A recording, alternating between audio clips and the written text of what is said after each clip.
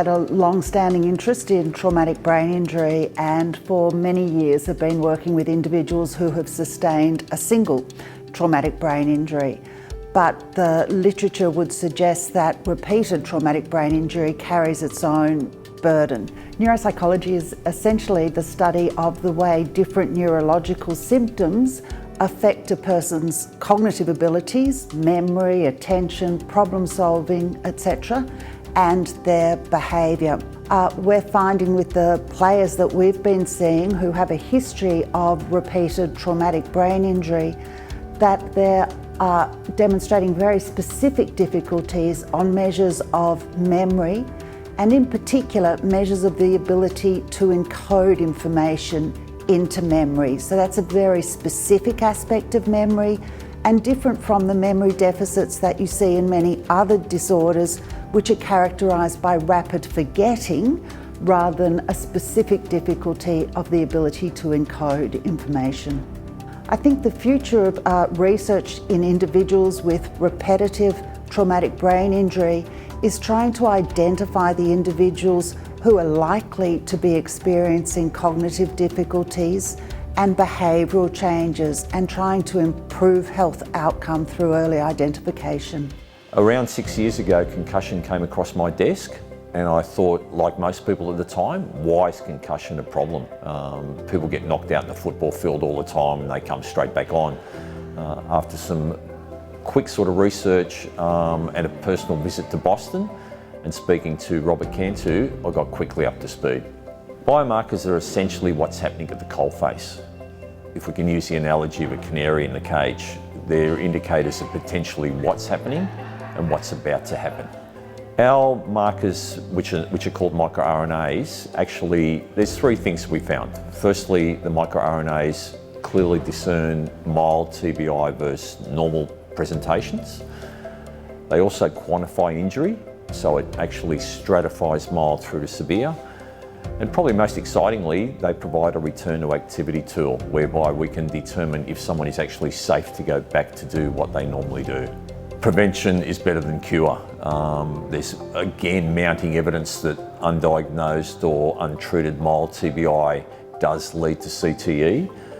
So the quest is really now to validate biomarkers for both mild TBI and for CTE.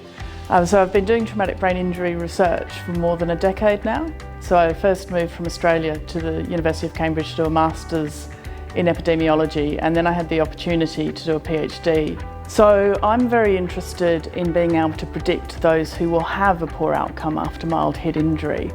And so my current research is focusing on that using both biomarkers and neuroimaging in order to predict this.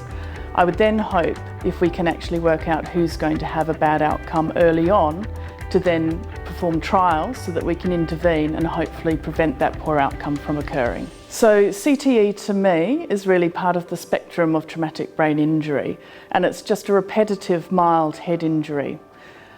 So I think it's a really important area that we need to look at, but we should broaden it from just the sporting field and look at it as the whole spectrum of head injury. There are two key facts that we really need to take into consideration.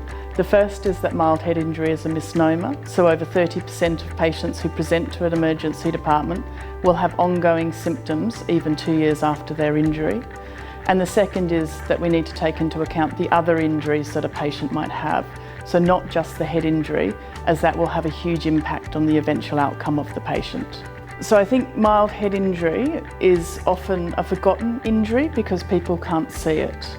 And yet it affects so many people around the world every year, and it can affect any of us, so from young to old, and can really be a life-changing injury. And so we do need to do more research so that we can better look after these patients so that more people have a good outcome.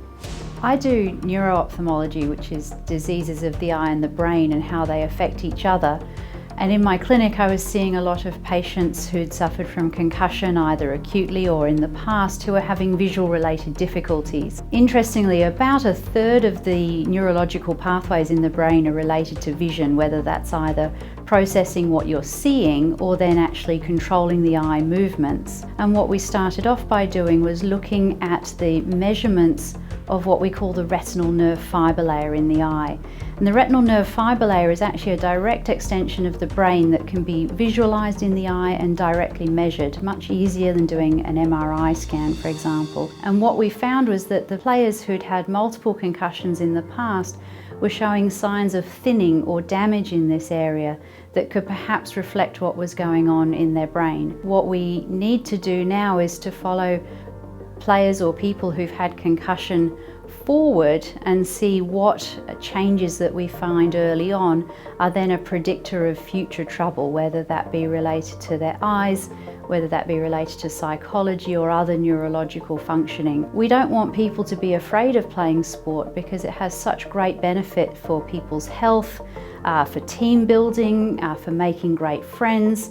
And so we want players to feel safe playing their sport, to know that they'll have the right diagnosis and treatment acutely and in the long term.